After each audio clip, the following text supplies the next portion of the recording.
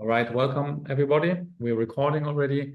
Paula, I hand it to you. Thanks, Dirk. So welcome everybody to this seminar today of our Laws of Nature series. As you see, we try to keep it a mix of philosophy, mathematics, and physics. And today there is a philosophy talk by Barry Loewer. Barry Loewer is a professor of philosophy at Rutgers University. He's been working there for many years, and he's now here to speak about chance in physics and philosophy. So I'm happy you're here, Barry. Please go ahead. So thank you, Paula. Yeah, many years does seem heavy on my neck. I agree. Okay, this is a talk in philosophy.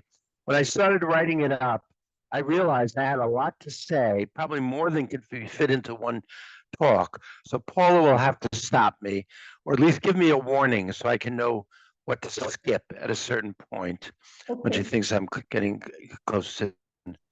Okay, so I want to begin just by saying what I think the jobs of physics and philosophy are. So what I think physicists should be doing is telling us what laws and probabilities there actually are in the world. While it's the job of philosophy to tell us what laws and probabilities are. So two different projects. And I'm interested in whether answers that philosophers can give to two can have consequences to the answers that physicists give to one. So I'm going to be talking mainly about philosophical views about laws and about chances. Okay, so there's a nice quote I like from Stephen Hawking. He asks the question, what is it that breathes fire into the equation and makes the universe for them to govern? I'm not sure what Hawking meant, if anything, by this, but I take it to him as asking the philosophical question. What is it that makes an equation or a generalization a law, as opposed to be merely true description of what happens? So the idea of there being laws of nature has a history that's rather interesting. So this talk is not a history talk. I don't know whether you've had any history talks in your series, but one interesting thing that I've noticed is that there's no comprehensive history of the concept of laws of nature. There's some very interesting things written by some historians of science. What I've picked up from them is that the idea of the goal of science, and especially physics, to discover laws of nature really arose only in the 17th century, and especially with Descartes. He was a central figure in Le Monde, replacing the Aristotelian style of explanations in physics in terms of kinds and their disposition and their ends. The goal of physics of finding laws was spectacularly realized at the end of that century in Newton's Principia, and later in the 19th century with electromagnetic theory and statistical mechanics. And in the 20th century, these theories were absorbed and replaced by relativity and quantum mechanics. In this century, the main issue of fundamental physics is formulating the laws that subsume quantum field theory and general relativity into a general theory of everything, and that's an ongoing project. So Descartes and his followers thought of laws as a system of mathematical principles that characterize how God governed the motions of material bodies. So theology was very central to the way the early thinking about the notion of laws. Although the deity dropped out of how most physicists came to think about laws, actually, since a lot of you are physicists, I should ask you if that's true. I haven't really gone around asking physicists because you still talk about laws governing, and that's a metaphor that comes, I guess, from the idea that it's God who's doing the governing. But there's still the idea that laws comprise a simple system that govern the motions of material bodies. So there are two aspects to the concept of laws. One is that they are mathematical principles that systematize fundamental events. And the other is that they govern, I didn't write it up right, they govern the evolution of events. So there are contemporary metaphysical views in the philosophy of science about what laws are. And they divide rather neatly into two general groups. I'm sure you've heard about this before here when you've had philosophers talk. There are so-called Humean accounts of laws. They pick up on the idea of the early concept of laws, that laws systematize or describe in some perspicuous way what events occur. And the other is a non-Humean account of laws that construe laws and chances as metaphysically fundamental items over and above the phenomena that in some way govern, and that they some way govern the evolution of fundamental ontology from one time to future times. So a proponent of the first kind of view, the Humean view, is David Lewis. We'll talk about him more.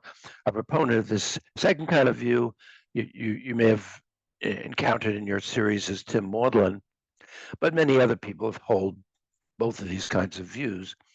What I'm pointing out is that the Humean account sort of emphasizes the first aspect of the concept of laws, the systematizing aspect, whereas the non-Humean account emphasizes the governing aspect of the notion of laws. There's also another non-Humean view that's a so-called powers account that construes laws as generalizations made true by the activity of powers. So the idea there is that fundamental events are powers that they're that are intrinsic to them, and their operation results in generalizations of the truth of equations that are lawful because of that. What about the origin of the concept of probability? I mean, here's a curious, interesting thing, that prior to the 17th century, events due to chance or probability were presided over by the goddess Fortuna, and they were thought not to be covered by laws of nature at all. So it was only slowly that the notion of probability and laws of nature came to come together with each other. And it was a difficult meeting. I can't go through the whole history now, but the history is told beautifully in Ian Hacking's two books, The Emergence of Probability and The Taming of Chance. You may be familiar with them, and they're great to read. They're wonderful books. So in The Emergence of Probability, Hacking tells the story of how the modern concept of probability emerged when Pascal and others developed mathematics capable of describing regular patterns of outcomes resulting from games of chance. Data accumulated from census, agriculture, insurance, and so on during the 17th and 18th century made it apparent that many processes shared with gambling feature that even though it's not possible to predict what will happen on any occasion, it is possible to predict in some way what will happen, or at least approximately what will happen in the long run. And eventually, this idea of probability spread throughout the social sciences, biology, and then into physics, particularly the Maxwell and Boltzmann into statistical mechanics. So that's sort of fascinating. It was difficult how they came together because, as I'll talk about in a minute, the laws of nature were thought to be deterministic, and the way probability worked was supposed to be incompatible with determinism. So what was going on there? We'll talk about that. Hacking emphasizes that probability has two faces, calls it Janus face. One face looks to the world, reporting an objective feature that can play a role in explaining why things happen and in describing how things happen in a somewhat in a lawful way. And the other looks to the mind that recommends degrees of ignorance or degrees of belief. And these are supposed to fit together in some way. According to Hacking, Poisson and Cournot used the words chance and probabilité to name the two concepts. Probability came to mean credibility or degree of reasonable belief, but chance will denote the objective probability of an event. Sometimes they call it the facility with which an event can occur. And that's sort of a quote from Cournot, I think. But what is this objective probability? What is it anyway? It seems to be connected with laws and causation in some way, but if the fundamental laws of nature are deterministic, as they were thought to be in the 19th century, then many thought there's no room at all for chances like those that appear in statistical mechanics. And so these probabilities must in some way involve rational credence. At least that was a widespread idea. That seems to be Boltzmann's idea, although there's a lot of, discussion about that. Well, what about contemporary views about the metaphysics of objective probabilities? They also kind of fall into the Humean, non-Humean views, and then with some other views around. I'm just going to mention them. Not going to have time to really discuss them in any detail, except I do want to talk about the Humean views in detail. But the Humean views are closely related to the idea that probabilities are somehow connected to frequencies, either actual or hypothetical frequencies, if they supervene on the distribution of fundamental events, what Lewis calls the Humean mosaic.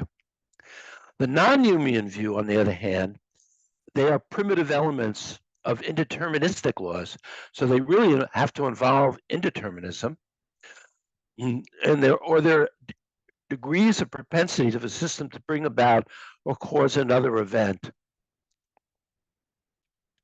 It might be possible to develop a propensity view that's compatible with Humeanism. Alan Hayek, I know, likes a view like that. So on that view, propensities are not fundamental, so they could fit in with a kind of Humean metaphysics. But there's somehow degrees of causation. So causation itself is also not going to be fundamental on such a view. Again, I don't have time to discuss such a view. One thing I should have mentioned earlier, which I didn't, is why in the world is the word Humean being used to talk about a view about laws? David Hume himself has very little to say about laws of nature. And the reason is that on the Humean view, laws themselves don't involve necessity in any way. And Hume, of course, was the great opponent of necessity. On the governing view, the fact that the laws govern necessitate the events that occur, given that the laws are doing. So governing is a necessitating relation. So that's why they're called Humean. There are other views about the nature of objective probability. One is that, well, they're really epistemic, but they're objective epistemic, somehow a priori determined by objective principles of rationality. So, for example, E.T. Jaynes likes views like this. I'd love to talk about them, but I don't have time to. And then, because the notion of objective chance turned out to be so difficult to really explain what it could possibly mean, the reason it's difficult is that if you look at the law of large numbers, it never actually tells you what will happen. It only tells you what will probably happen, even if on many, many, many, many repetitions of independent events, independent trials. So some thinkers, and particularly De Finetti and Savage, they ended up being eliminativist about objective chance. They thought maybe science could do without objective chance altogether.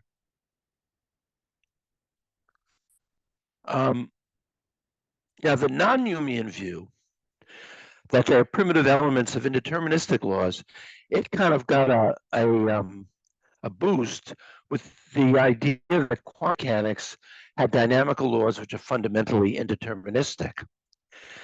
Now, this is not a session on quantum mechanics, but as you all know well, the interpretation of quantum mechanics is a very, very fraught matter. And there are ways of understanding quantum mechanics such that the dynamical laws are completely deterministic. There are also ways of understanding it so they're indeterministic, either very bizarre ways, like the standard Copenhagen interpretation, which involves a collapse, or the more plausible, reasonable way developed by Garrity, Rimini, and Weber, in which there really are indeterministic fundamental laws. So here, the idea that they might be a non-Humean view seems to fit in reasonably well. And as you probably know, its great proponent in the mid-20th century was Karl Popper, who wrote on propensity views. But there are others who sort of like it. And if I had more time, I would give a big speech about what's wrong with them, but I'm not going to have time to do that. But I will say a little bit about why I'm not an anti-Humean. So why I am a Humean. A friend of mine once gave a talk entitled "Why Be Humean," but the posters for it were printed "Why Be Humean." If anybody knows who I was talking about, you'd get a giggle out of what I just said, but I'm not going to identify the speaker of that talk. I'm going to explain why I am Humean. I do believe I'm human as well. Okay, why I'm not anti-Humean. And the main reasons are, for me, it's obscure what kind of entities laws could be on an anti-Humean view, because they're not ordinary events. They somehow don't exist in space. They're over and above space, but they operate in time. Similarly, what are primitive chances? What are their structures? And how in the world do they govern or guide? What is this relation of guiding or governing? So I find them very obscure and mysterious. And to me, they seem to be a relic left over from Descartes' theological account of laws. So this is the main reason why I'm not an anti-Humean. Okay, I just limit the discussion of this. Let's go down to Humean views, which is what this is mainly going to be about. So Humeans reject the governing metaphor and the idea that laws and chances make things happen. So they think that laws themselves don't have any metaphysical oomph. So they're anti-oomph views. That's not to say that they don't think that they think you can't talk about laws governing, because they do think that there are laws and that laws cover events. And you can then say that the laws govern those events, but they need to give a different count of laws in which the laws really get their oomph from systematizing. So it's systematizing, that's what's fundamental. And if you want to think about laws governing, they get their governing ability from the fact that they systematize. So David Lewis was the great developer of this kind of a view. So he had a particular view about fundamental ontology I want to tell you about briefly. You probably all know it already. He thought that the fundamental ontology of the actual universe, in fact, for any possible universe, consists in the distribution of what he calls perfectly natural properties throughout a space-time arena. He claims that these properties are a fundamental metaphysical fact, but which properties are perfectly natural is just a positive metaphysics required by science. But he assumes that the properties posited by current fundamental physics are good candidates for being perfectly natural properties. He gives as example mass and charge. Lewis makes some claims about these perfectly natural properties, which are somewhat at odds with a lot of things that physicists say about fundamental properties. He claims they are instantiated points, and that the instantiation of one property at a point largely independent of the instantiations of other fundamental properties at distinct points or in distinct regions. And he also claims that the only perfectly natural relations are metrical or geometrical relations or topological relations. At least this claim is part of what he calls Humean supervenience. Anyway, the distribution of all the fundamental perfectly natural properties throughout of space-time, he calls the Humean mosaic. On Lewis's view, laws and chances too, we'll come to how chances come into the story in just a minute, supervene on the Humean mosaic. So fundamental laws are not ontologically fundamental, though they may be ontologically, So laws are not ontologically fundamental, though they may be nomologically fundamental. Lewis proposes analyses of other nomological modalities, like objective probabilities, chances, we'll come to his account there, counterfactuals, and causal relations, in terms of laws and aspects of Humean mosaic. So let's now come to Lewis's specific account. He calls it the best system account of laws and chances, or the BSA. His idea is this. What it really exists, what the actual world is the Bohmian mosaic, the distribution of fundamental properties throughout all of space and time. And he says that think of axiom systems whose fundamental principles are attempting to systematize the Bohmian mosaic. Different axiom systems vie for the title of best, and they're formulated in a language whose atomic predicates express these perfectly natural properties and relations, and includes, in addition to mathematics and logic, a so far uninterpreted function, this is a chance function, P of t, the chance of an event at a time t, that is thought of as assigning chances to certain propositions at times. I prefer to think of it actually as a conditional probability function. All candidates for best systems must be true. The virtues that make a good system are simplicity, strength, and fit, according to Lewis. But these should be understood as standards for criteria that scientists use in evaluating theories, law-giving theories. Okay, so the idea then that Lewis has is that in principle, because he's not really imagining that anybody can do this, but you have all the languages in which there are all these possible axiom systems that vie for being best systemization of the actual Bohmian mosaic. The axiom system that wins this competition is the one that determines the laws. Laws of certain equations or generalizations entailed by the axiom system that best satisfies the criteria.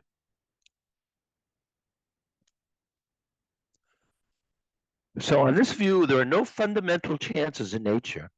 Rather, chance is used together with the laws to help systematize the mosaic. That's the important great idea that Lewis has. Okay. So he has a view on which chance can apply to events, and that way it's like a propensity view. But it's not like Popper's propensity view, because chances are not fundamental, but they're rather, they interest to help systematize the mosaic. That's a great idea. Now, Lewis thought that chances have to come together with indeterministic laws. And so if you have indeterministic laws, you kind of get this branching kind of picture that I'm sure you're familiar with. Imagine the GRW kind of evolution of events as an example. But Lewis didn't realize that his very idea of what chance is would be extended to include objective probabilities even when the laws are deterministic. And this is, I think, a great idea, because in fact, like I said earlier, that people used objective probabilities even when they thought that the fundamental laws were deterministic, but they didn't know how to fit the two together very well. And so they ended up thinking about objective probabilities as somehow really just being being about rational credences. But they really seem to have something to do with the facts in the world, because they play a role in explanation and in systematizing what's going on. They're not merely credences. And here's how the BSA can be extended to include objective probabilities when laws are deterministic. Just by adding a new law, specifying a chance or probability distribution over initial conditions, or if there aren't initial conditions, over deterministic trajectories. And in this way, by adding this, it would be a small complication that greatly increases the informativeness of a system, especially what the system is going to say about macroscopic events, as we will see if we have time to get to that.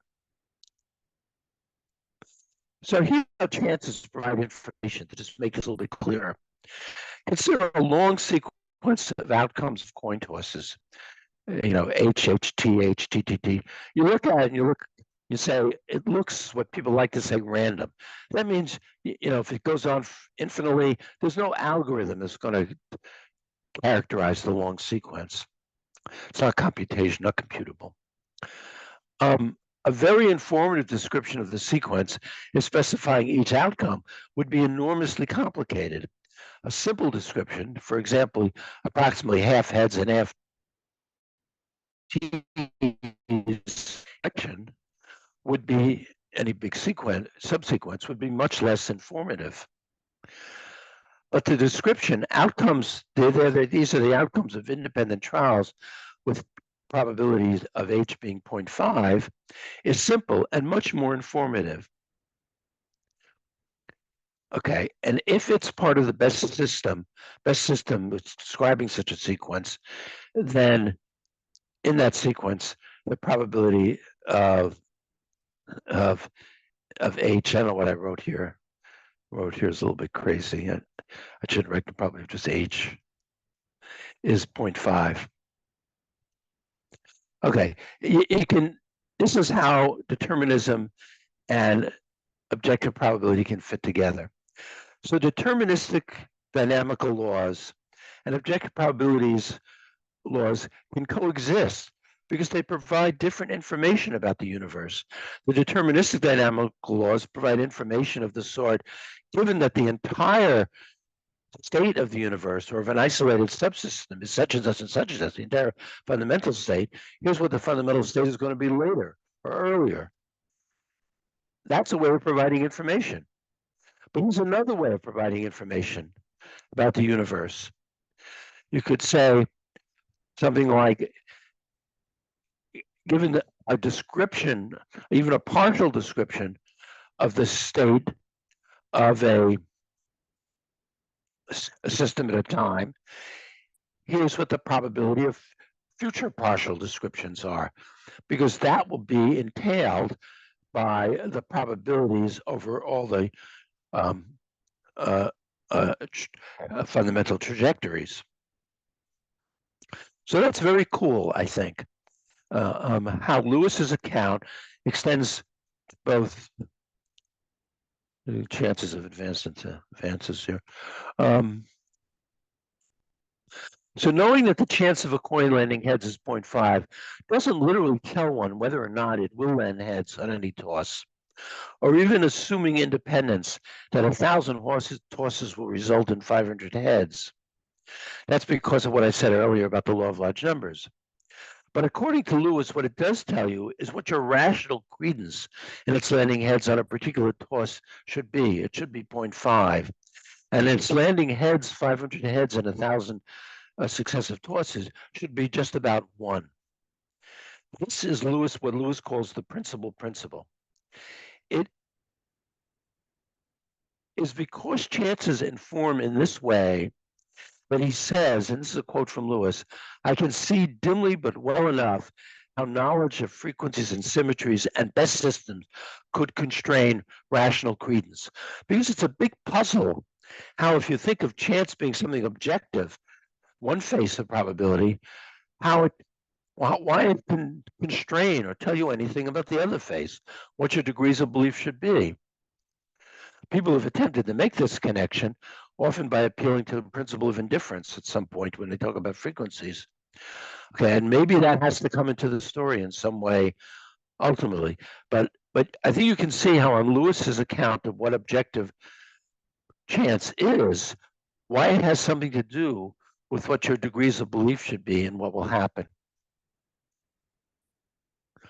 Okay, that's a claim I'm going to make. I hope that comes up in questions.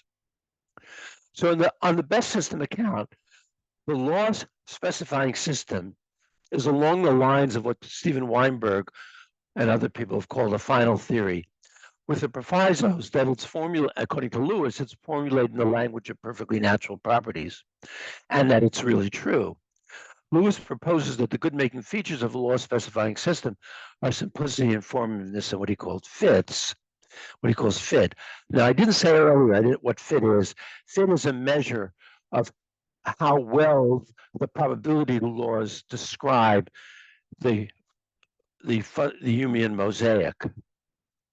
And that's measured by how likely the Humean mosaic is given the fundamental laws, and that's the standard likelihood principle that statisticians use. There's a problem actually applying it in Lewis's account if the world is infinite, and I don't have time to really get into that problem, but there are solutions to it I just mentioned. Okay, so Lewis's characterization should really be understood as stand-ins for criteria that have been developed over history by scientists for what it takes to be a good law-giving system. And one of those criteria, which I didn't mention, for how information should be delivered in the fundamental system, is by making a division between dynamical laws and fundamental states. Okay, and that's going to be a really a basic criteria for what a good system should be like, in my view. But there are other criteria too. For example, good systems should exemplify symmetries, conservation principles, they shouldn't require much fine-tuning, and so on. And one criterion that I really think is very important on a theory of everything, that when you have what a proposal for a theory of everything, it should be the beginning, and this is the job for philosophers, to show how this fundamental ontology and laws ground what we think of as the manifest image, what Lewis called the manifest image, or the macroscopic, in the fundamental ontology and laws. And there are a lot of virtues of Lewis's account. I've listed them here too. But what I'm going to do is to stop and catch my breath and just let you read them, okay? Just for a minute. I'm not going to really talk about them much right now. I do think the ones I'll talk about is it gets rid of necessity. There's no appeal to governing or theology. It connects laws and systems with the epistemological laws and probabilities with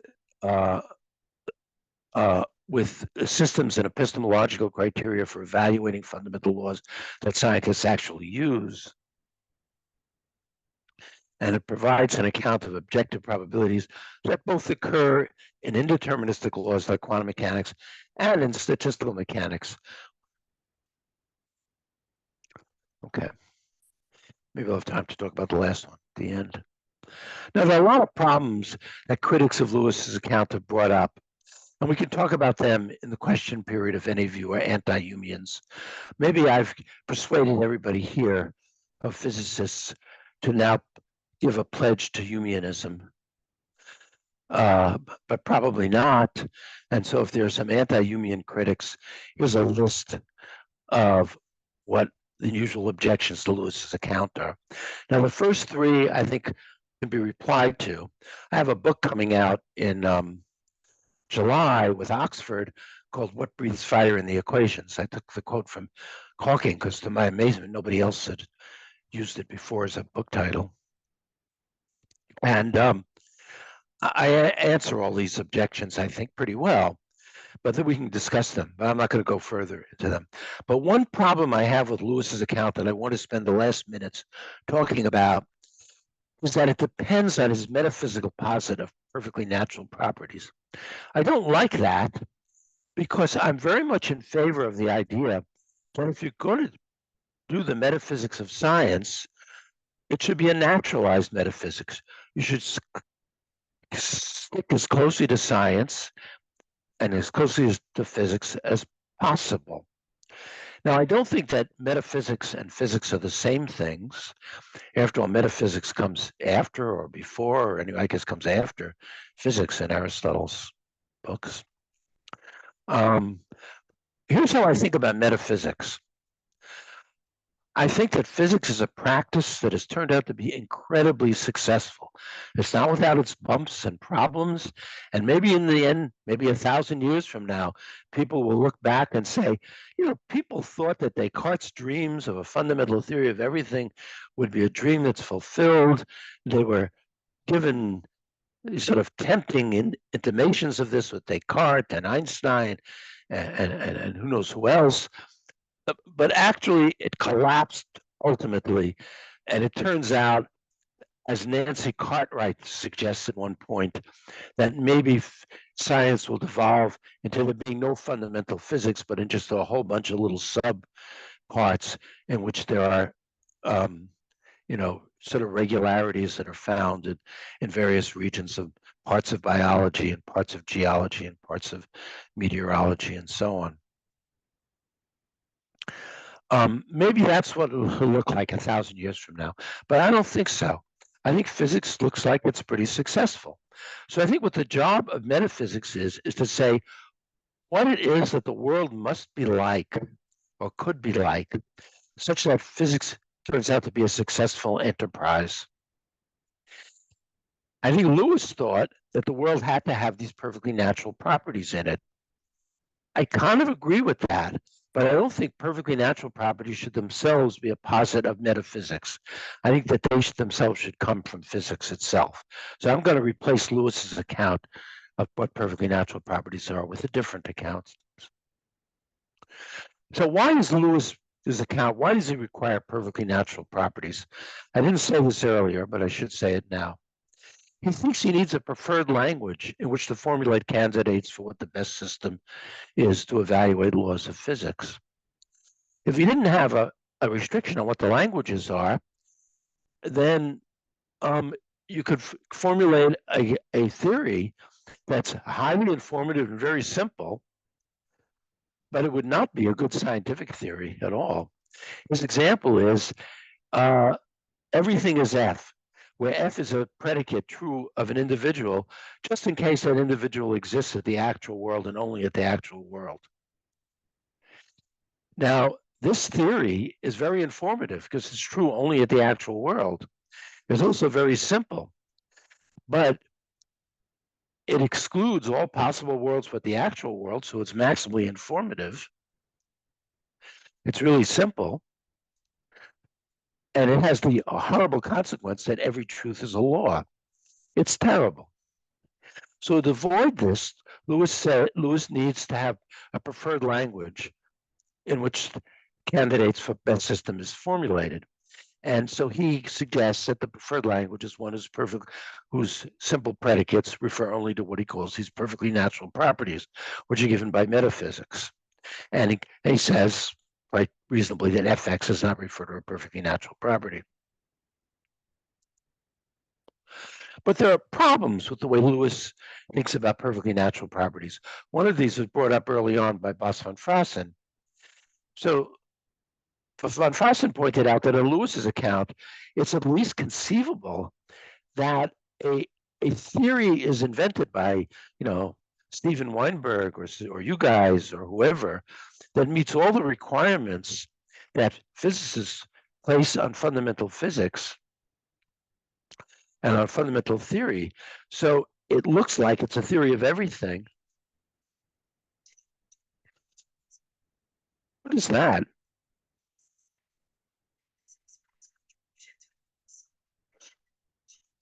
Where did that come from? Out of the blue. I think we didn't What see do you it. mean? We don't see it. See that? There was someone talking about Sheldon Glasgow that came into my hearing. I don't know where that was connected to my. If you didn't hear that, that's great. Okay. Okay. We didn't hear it. I hope I'm not putting you all to sleep. I'm almost doing that to myself now, but I will get to the place where we can start asking questions in just a few minutes. Okay. So the main point that I was making and that van Fraassen made is that if you require this metaphysical posit in your account of laws, then physics might come up with what looks like a perfectly good theory of everything. But on Lewis's account, it wouldn't be the law-giving theory because fundamental predicates might not refer to Lewis's perfectly natural properties. That's at least conceivable. So this sort of epistemological disconnect that he accuses Lewis's account of, which is a kind of a student of mine, Heather Demrest, calls this the mismatch problem. There are a few other problems. One's the problem of missing value. That's emphasized in a paper by Shamik Dasgupta. His question is, look, Lewis posits these metaphysical properties of perfectly naturalness, but why should they be the properties that guide scientific theorizing? So it's rather closely connected to von Frauen's problem. But the main problem, I think, is that some of the fundamental properties and quantities that we find in general relativity and in quantum mechanics just don't satisfy all the conditions that Lewis places on perfectly natural properties. Those conditions include that they're categorical, that they're instantiated at points, that they make for objective similarity, that they come in degrees, that they're reference magnets, and that they form the basis of all possible worlds. So because they're categorical, Lewis says that they can be recombined in any possible way, any mathematically possible way to make for a possible world. But there's no reason to think that the fundamental properties that physics posits are like this, and that the properties that you find, or the fundamental magnitudes and quantities that you find in general relativity, in particular quantum field theory and the standard model, are not like this. The properties in the standard model often seem to be such that they come in groups. They're connected with each other fundamentally. They're necessarily connected with each other. And in just standard quantum mechanics, if you take a wave function seriously as part of the ontology, then they don't exist in ordinary space. It doesn't exist in space-time. And even if you thought of it as something like a law-like entity, like Maudlin, for example, thinks like, it's not Humean.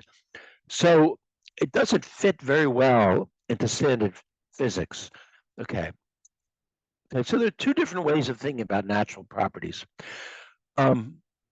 Lewis thinks of that natural properties are a metaphysical primitive prior to scientific theory. But I think that's the goals and results of scientific theorizing that constitute the distinction between perfectly natural and non-natural properties, and even degrees of naturalness. So I have a different theory, and I want to tell you about it very briefly, because there's not going to be really time to get into it. It's what this book that I'm publishing is all about. And I call it the package deal account of laws and chances. So I'm just going to adopt Lewis's account of chances into my package deal account. And my idea is this, that instead of starting with Lewis's perfectly natural properties, I consider languages which you can think of as scientific languages as candidates for law-giving languages, and what they're going to be evaluated, the systems are formulated in them are going to be evaluated in terms of the best combination of certain scientific virtues, including Lewis's simplicity, informativeness, comprehensive, fit, exemplifying symmetries, and so on, but also that they can describe or provide a reduction or grounding basis for macroscopic truths and macroscopic objects and events, and especially for special science events, special science laws, and counterfactuals.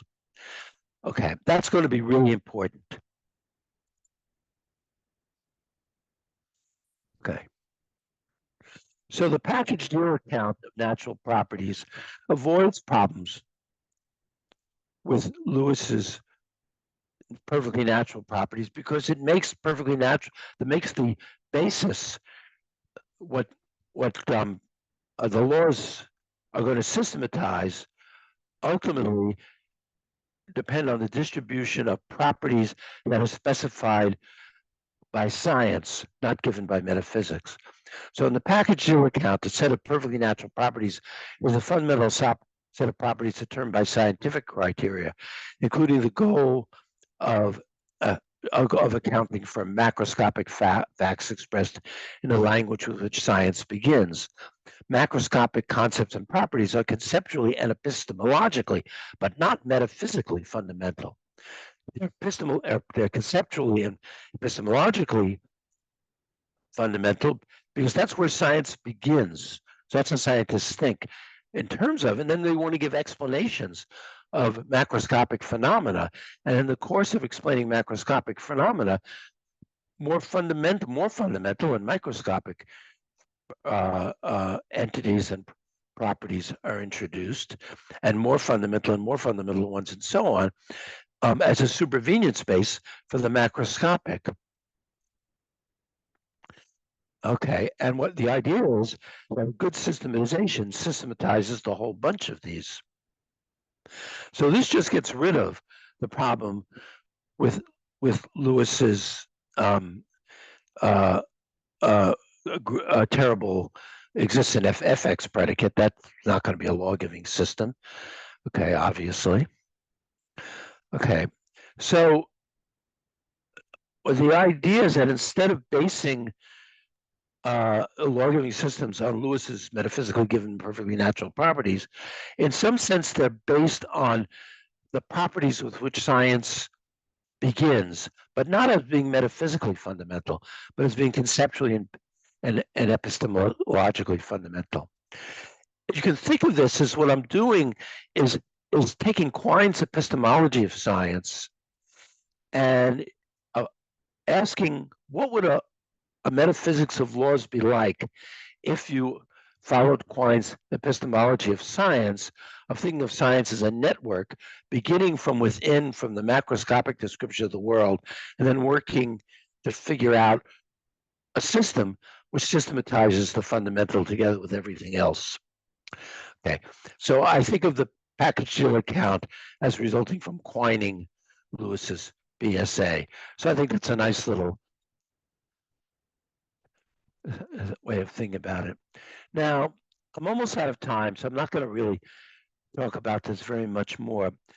In fact, I think actually I will talk a little bit. Okay. All right.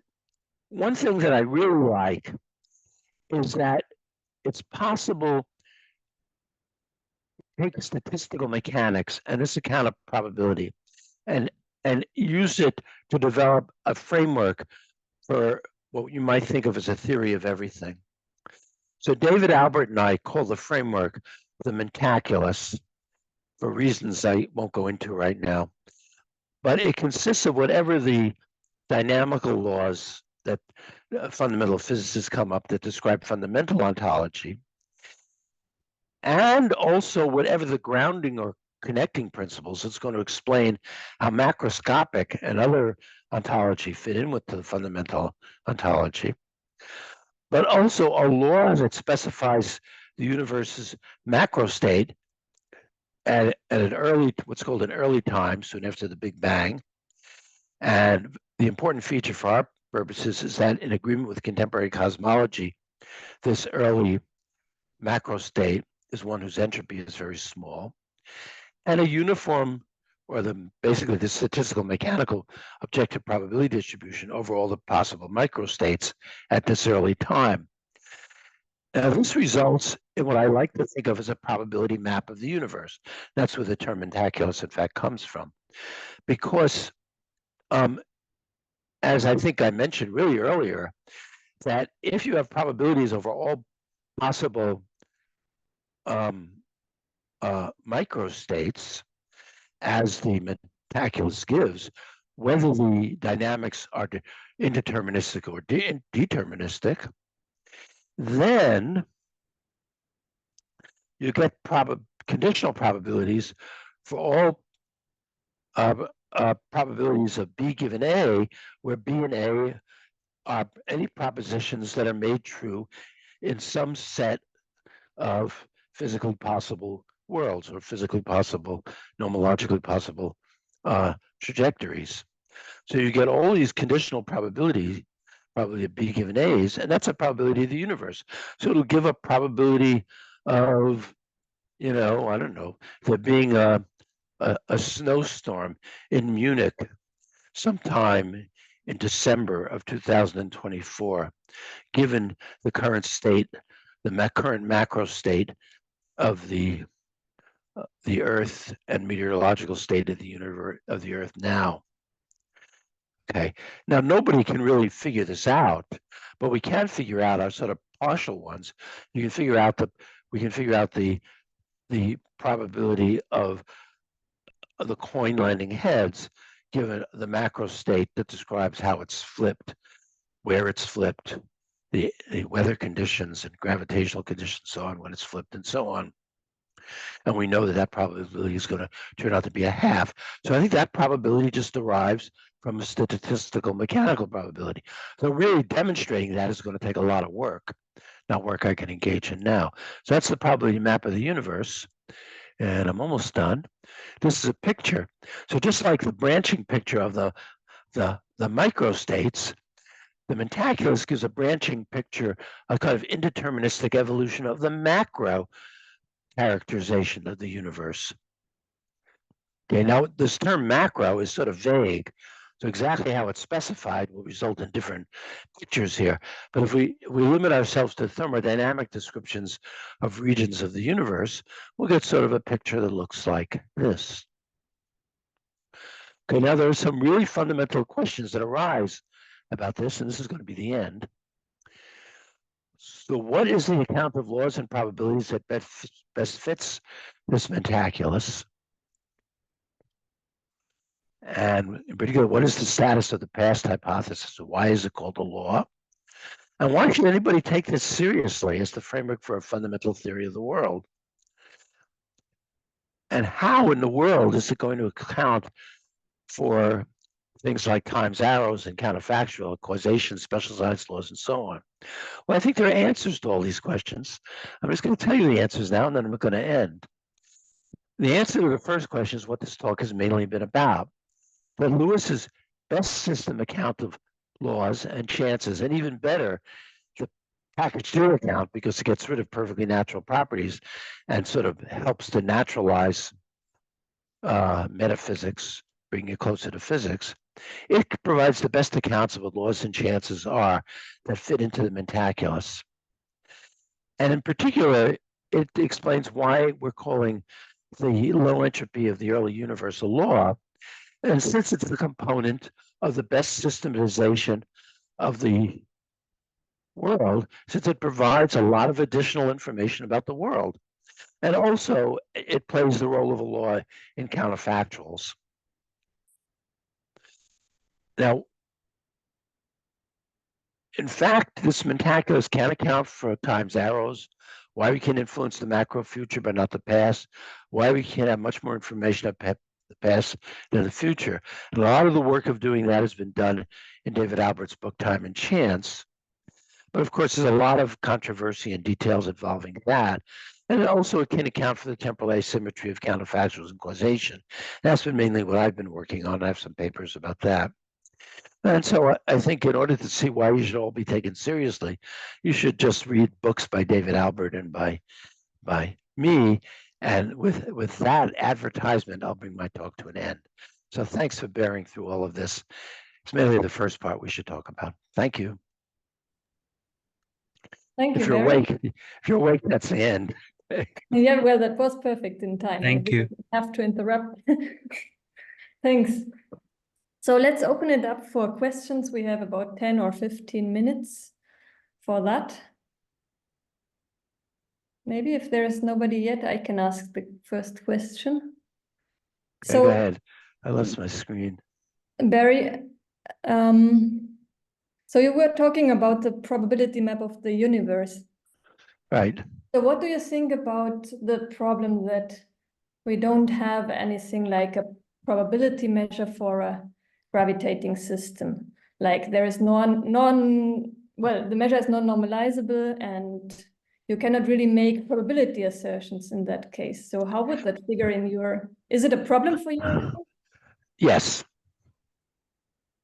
Because up to now, I mean, there is no way to make a statistical. It's definitely a problem, but look, eventually somebody's going to have to figure out how to deal with gravitating systems. We do think that whatever the fundamental gravity theory is going to be, it's going to have an account for the ordinary macroscopic world that is more or less what we think of now. So ordinary statistical mechanics is going to have to apply in some way or other. So it's going to have to fit into that in some way or other. I don't know how that's going to work out, but I think it's going to have to work out like that. I wish I had a better answer to your question, but I do think that is a problem. And so I'm maybe a little bit too, what to say, ambitious or something when I call this a probability map of the universe, because there are definitely big gaps in it, and that's one of the big gaps. But I do think that for the macroscopic world as we ordinarily experience, and for gravitation, describe it as sort of Newtonian level, ordinary statistical mechanics works okay. Does that you find that completely unsatisfactory?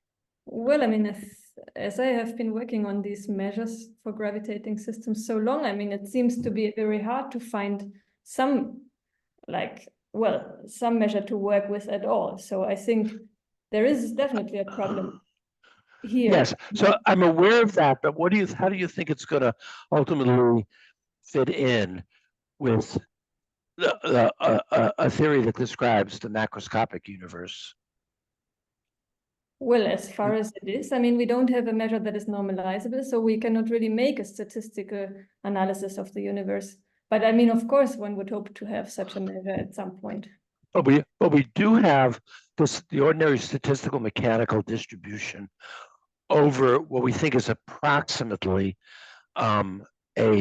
a rough characterization of a not fundamental ontology, but something that must emerge from the fundamental ontology, and that is the degrees of freedom in particle mechanics or quantum field theory or something like that. We do have something like a statistical mechanical measure over that. So even though we don't know how gravitation is going to fit into that theory in general relativity, we know if there is a theory of maybe it's not going to fit in which we're going to say we just have, and we don't have a complete fundamental theory of everything. We just have, a general relativity and something like a quantum theory of particles, and we can basically get a statistical mechanical measure for that and an account of what's going on in the macroscopic world out of that, and we won't worry very much about what happens in very strong gravitational fields or at very small. Yeah, sure. Okay, so I think you probably, I know that's not helping you with your problem. You have to help me by coming up with a solution to your problem. Okay, but I do think philosophically, I'm interested in the idea that there'll ultimately be a fundamental theory of the world that will give an account of the macroscopic world. Otherwise, the whole project of physics won't be successful. Thanks. So let's have Lev for the next question. Thank you, Barry. Just small clarification. You said that we can put determinism and randomness together or probability together, and what you presented was kind of obvious. You said if there is a deterministic world and we have partial information about now, then we can make some probability assignment for partial information later. Of course, there is ignorance of this kind, but this I would not call. No, this is not ignorance. This is not ignorance. Do you mean something more deeper? Or? Yes, that was the whole best system account. Probability was introduced as a way of systematizing the world. I recognize that to put the lenses of thinking in a Humean way on is often very difficult to people who've been brought up thinking of probabilities as sort of degrees in which to make things happen. But this whole account rejects that. Am I engaging with what you're thinking of, is all? But if there is underlying deterministic theory that everything is known, then I'm not sure why do we need any kind of specific structure. Because the actual history of the world has more than one kind of structure in it.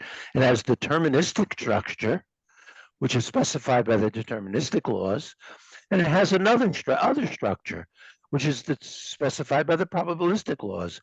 These are two different structures.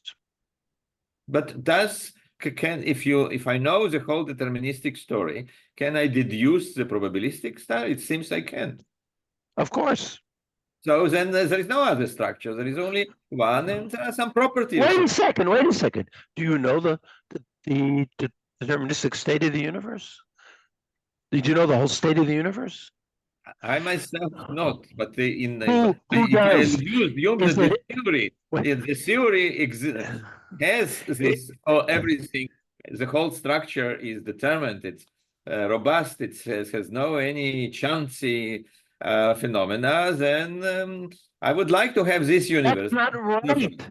You're not thinking as a Humean. There are two structures. One structure is the deterministic structure. Now, in fact, not only you don't know the whole state of the universe, it's nomologically impossible for anything in the universe to know the whole nomological state of the universe. That itself follows from the laws, the dynamical laws of the universe. So Laplace's demon can't exist in the universe. It has to be outside of the universe. Okay. Okay, so there is an objective structure in the universe that's captured by the indeterministic laws, as well as there being an objective structure that's captured by the deterministic laws. Both of these involve ignorance. Both of them involve degrees of belief. That's why there are two faces to probability. The indeterministic law, if there are fundamentally deterministic laws, then if you knew the whole state of the universe, you could know what will happen in the future or the past if they're two-way deterministic. But you can't know all that. Okay, but still, I see a third possibility which seems to me different. One possibility, okay, there are deterministic laws, given that we know everything and we cannot know everything, so effectively have probabilistic law. But then there is, I think, option that laws are not deterministic. There are really genuine randomness, like GRW, which there are some real chance. Is it a new story, or it can be explained by the first one? Well, I probably was saying too much and speaking too fast, but I think I told that story in my talk. So the best system account is an account which applies both to indeterministic laws and applies to deterministic laws. And objective probabilities can be added to both accounts. So when we talk about genuine randomness, I think you're confusing two different ideas of genuine randomness. One idea is that genuine randomness involves indeterministic laws, that the fundamental laws are indeterministic. And that's what you're thinking of. But there's also genuine randomness if the deterministic laws are such that the actual history of the universe cannot be algorithmically specified. They cannot be computably specified. That's what randomness means in computer science and what most people think about randomness now. So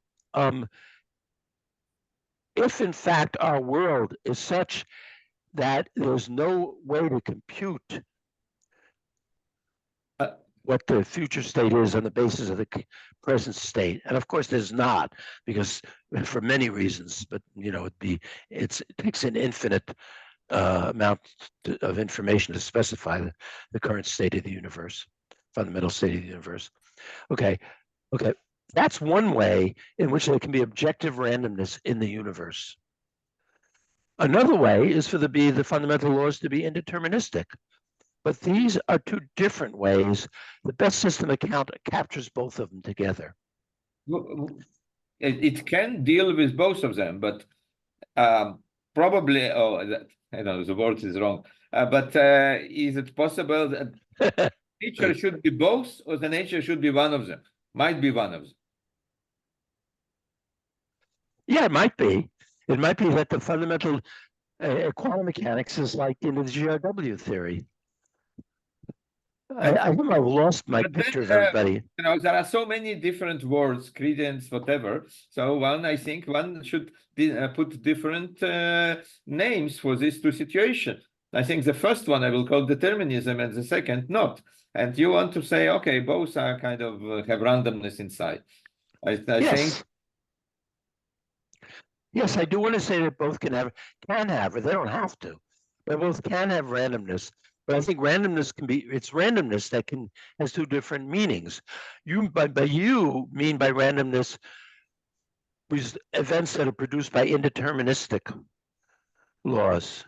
So for you, even if the laws were indeterministic, even if the outcome was just, suppose the coin tossing was really indeterministic in your sense, but suppose that the outcome was just all H's forever, heads all the time, you would still say that's a random sequence. Yes. I would not, because I think that's perfectly describable in a computable way. I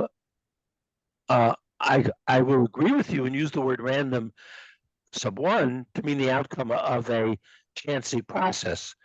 This is the outcome of a chancy process, so I might call it random one, but it's not random two because it's computable. Okay. So I think it's helpful. So I'm sorry. Can I just say something to you? Yes. We should have an email discussion about this because I'd love to convince someone to put on or show someone how to put on a Humean spectacle, so to speak, to see all this in this best system way of thinking about things. Because what I can see is that you're not thinking about it that way, and that's why we're having this long discussion. And because I've lost all the images of who I'm talking to, I'm not even sure who it is that's asking the question. So remind me who you are. Lev, yeah. Oh, Lev, I should have recognized your voice. Okay. So we've had long discussions before, so we can have this by email discussion. Yeah, I think that's good. I mean, if you like, Barry, I could stop your screen sharing. Then you probably I lost everybody. Yeah, stop screen sharing. But I'm not sure everybody will come back. Oh, there we are. Okay. Do you see everybody now? Now I can see everybody. Yeah, great. Okay. So is there another question?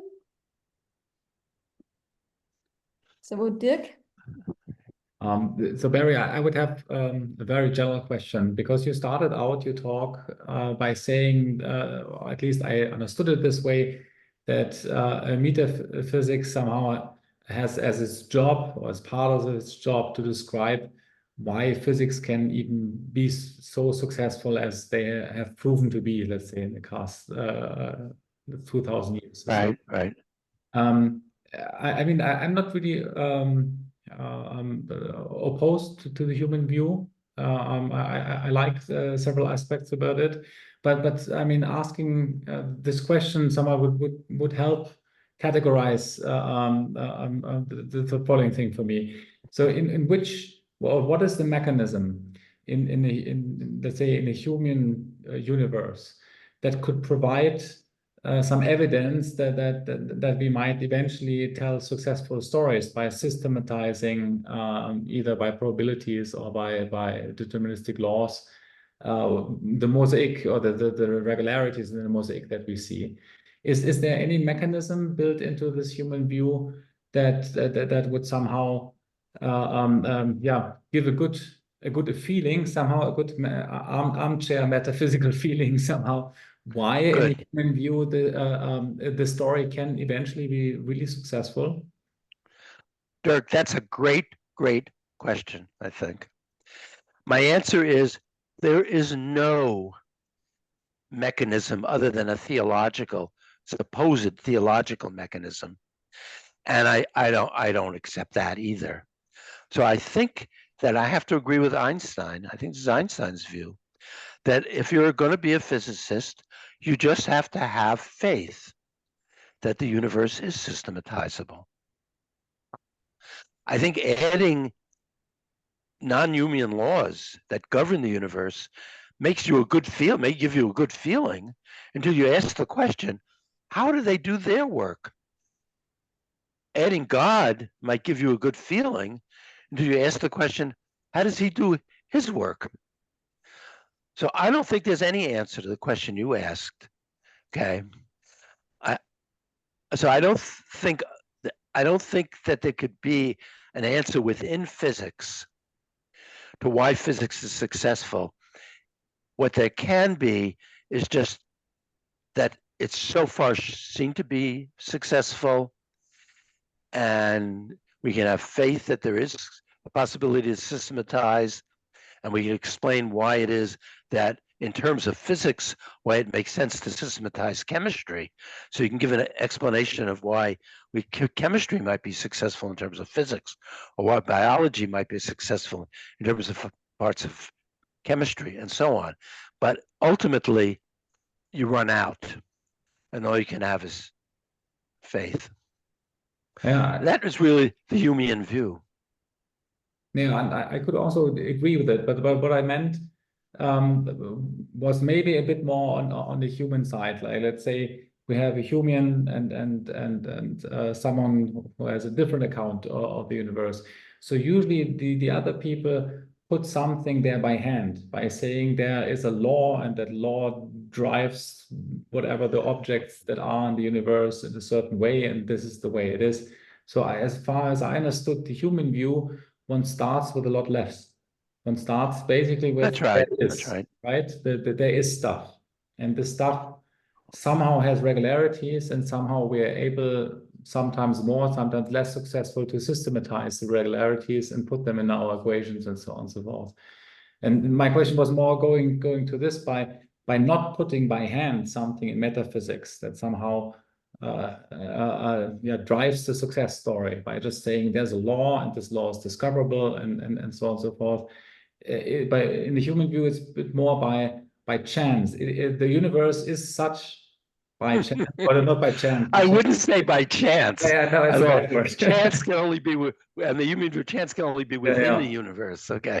Yeah, it happens to be, our universe happens to be one where some regularities are systematizable in some way. So do you see what I mean? So some start with I absolutely see what you mean, because it's really the fundamental. What you're asking is what fundamentally bothers people about the Humean view. Now, notice that my view is not quite Lewis's Humean view. Lewis's view comes together with this idea that there are all these possible universes, and our universe just looks like a special one. It just looks like an accident that it is systematizable. My view is not like that, because I actually reject the idea that there are all these possible universes.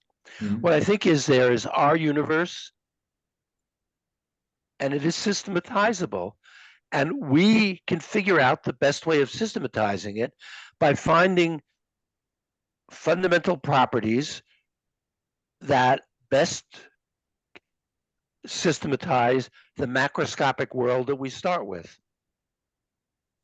Okay, now, if you're very used to thinking about all these possibilities, then it'll look to you like our world is just an accident, that it's systematizable. That's true. And then you ask yourself, gee, how can I somehow explain that it's not just an accident? Oh, I know, I'll add governing laws. But then isn't it just going to be an accident that our world has governing laws in it? Because a lot of worlds don't have, possible worlds don't have governing laws in them. So it'll just be another accident. And how in the world it's an accident that it has those particular governing laws in it?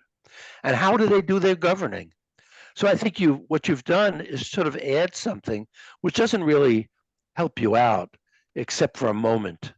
You know, it's like a drug, frankly. Yeah, I'm actually quite sympathetic to this view. I mean, as you know, like also the work that I did with Michael Esfeld was also in the direction of humanism, of this what we call like the super Humean view of these things. Yeah. So, Well, I don't want to be a superhuman. I think Michael Esfeld, there's a story about that. I think I converted him to superhumanism. Okay. Frankly, I don't know if he would agree with this, but Must have converted me then. but he went too far. I think there's a lot of things wrong with superhumanism. But the Humean idea that he also captures, I do think is metaphysically, when you look at the history of the concept of laws, you should realize that adding governing laws really doesn't help. Yeah. And- I mean, there must be a place where you start, and if you add Yeah. something else, there's another place where you would start, and so on and so forth. Yeah. I Yeah, agree. in my view, there's a place where you start, because mine is the Quinean view. You start from the macroscopic description of the world that we saw with the motions of macroscopic bodies, and then you figure out what the world must be like in order to systematize the motions of macroscopic proper bodies. There must be microscopic degrees of freedom in Mhm. order to explain why ice cubes melt and why gases diffuse and so on. And then when you have them, you have to understand how they are evolve. And so you get introduced quantum. Barry, I think we It lost stopped, you. I guess. We lost him. Let's wait a second. Mhm. Hope not. And I think we Oh, lost. you're Am I still here? For a second. Yes, again, back. Okay. Okay. So when you said there must be a place where you stop, I agree with that. But I wanted to turn it into there's a place where you start. Yeah. And that's my Quinean picture of things. And I know I went through this too fast, probably to be communicatable, but maybe we'll have time if we meet to talk about this more. I'm sure. No, thank you very much. There was another question. Yeah, but I think he just left, if I see it correctly. Thomas Ah. Platte? Okay. No, he's not. I can see everybody. Am I still? Yes. No, the person who asked wanted to ask a question, he left. So I can stay, and I'm sorry I went on so long, but I would love to. I think hear it's already time, as we are already over time. I think then if there is no question, then I think it's a good time to stop here. Okay, so thanks for listening to all of this. Thank you for coming. Thank you very Okay, much. Lev, I'm sorry I didn't recognize your voice. A happy Independence Day. If it except it wasn't such a happy Independence Day, I guess. Christian Beck has a question, or maybe he's just He's clapping his applauding. hands. He's Christian clapping is his hands. clapping Thank you, his hands. Christian Beck. Thank you. Lev, anyway, happy yesterday. I know yesterday was Independence Day. It's Probably today. wasn't the very happy. It is today. It's today. Oh well, okay. Yesterday evening, and it's not very happy. Yesterday evening. I'm not sure how happy it is, but it is anyway. So anyhow, okay. So hope to see you, Lev, soon in real life. See you. Hope to see each other again soon. Okay. Bye, everybody. Thank you.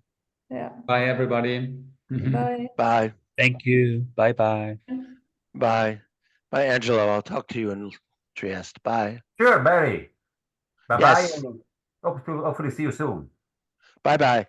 Bye-bye. Bye. See. I'm gonna leave. Bye-bye. Bye. See everybody.